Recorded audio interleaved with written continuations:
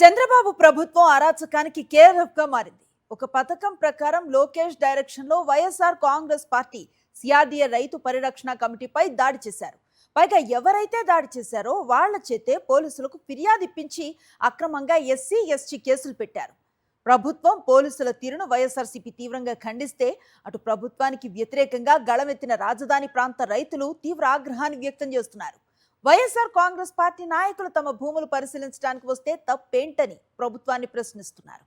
అధికారంలోకి వచ్చిన రోజు నుంచి రాజధాని పేరిట రైతుల భూములను ఎలా లాక్కుందామనే ఆలోచనతోనే పాలన సాగిస్తున్నారు చంద్రబాబు. ఇందులో భాగంగా ఉండవల్లి పెనుమాక రైతుల్ని భూములు ఇవ్వమని చంద్రబాబు సర్కారు అడిగింది. రైతులు భూమిచ్చే ప్రసక్తే లేదని తేల్చి చెప్పారు. సీడ్ యాక్సెస్ రోడ్డు నిర్మాణానికి భూములిస్తే మీ జోలికి రామని అధికారులు రైతులను మభ్యపెట్టారు. అది నిజమని నమ్మి రోడ్డు కోసం భూములిచ్చారు రైతులు. ఆ వెంటనే ప్రభుత్వం మాట మార్చింది. రైతుల దగ్గర ఉన్న పొలమంతా లాక్కోవటానికి ప్రయత్నిస్తోంది. దీంతో రైతులు తిరగబడ్డారు.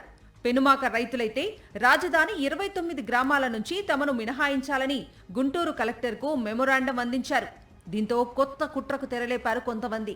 పెనుమాకలో కొండవీటిబాగు గట్టు తెంపేసి భూములు ఇవ్వని రైతుల పొలాల్లోకి కొండవీటిబాగు నీటిని మళ్లించారు. దీంతో రైతులంతా వైఎస్ జగన్మోహన్ రెడ్డిని కలిశారు. అండగా ఉంటామని మాటిచ్చిన వైఎస్ జగన్ 2 కమిటీలను ఏర్పాటు చేశారు. ఇందులో భాగంగా వైఎస్ఆర్సీపీ ఏర్పాటు చేసిన రైతు పరిరక్షణ కమిటీ పెనుమాక బయలుదేరింది. అలా వెళ్లిన వైఎస్ఆర్ కాంగ్రెస్ పార్టీ నాయకులపై దాడి చేయాలని పచ్చమూకలు ముందుగానే కుట్ర పన్నాయి. వైఎస్ఆర్ కాంగ్రెస్ పార్టీ నాయకులు ఉండవల్లి నుంచి పెనుమాకకు వెళ్తుండగా ఒక్కసారిగా పచ్చగుండాలు వాహనాలపై దాడులు చేశారు. దాదాపు గంట పాటు విధ్వంసం సృష్టించారు. ఇదంతా తమ కళ్ల ముందే జరుగుతున్నా పోలీసులు పట్టించుకోలేదు.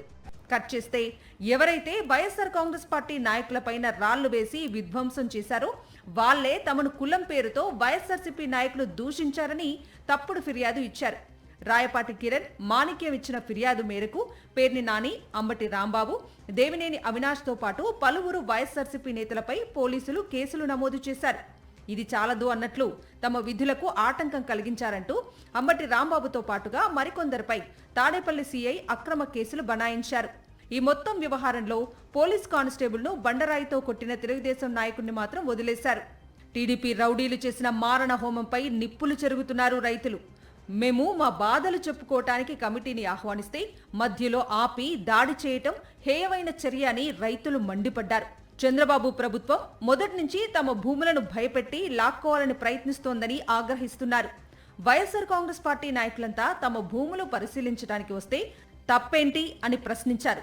అవసరమైతే కమిటీని మళ్లీ పిలుస్తామని, లేకపోతే ఈసారి జగన్మోహన్ రెడ్డిని తీసుకొస్తామని రైతులు తేల్చి చెప్తున్నారు.